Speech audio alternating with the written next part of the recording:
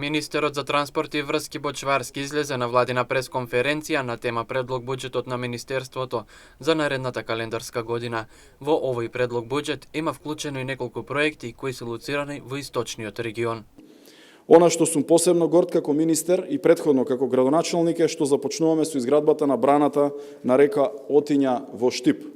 Упатувам и благодарност до претходниот министер за транспорт и врски и другите институции кои беа вклучени во подготовките за реализација на овој многу значаен проект за Штип и за регионот. Освен изградбата на брана на реката Отиња, кој е многу битен капитален проект за Штип и целиот регион, министерот кажа дека како резултат на добрата организација на Министерството со другите надлежни институции за подобрување на животот кај најранливите категории на граѓани во Пробиштип и Виница, ќе се градат социјално-стамбени објекти. Заради обезбедување на стамбено прашање за најранливите категории на граѓани, заедно со АД за стопанисување со стамбен и деловен простор, продолжуваме со изградба на социјални станови во Пробиштип, Свети Николе, Виница, Бутел, Неготино, а започнавме веќе во Демиркапија и Гевгелија и се подготвуваме да започнеме и во Велес.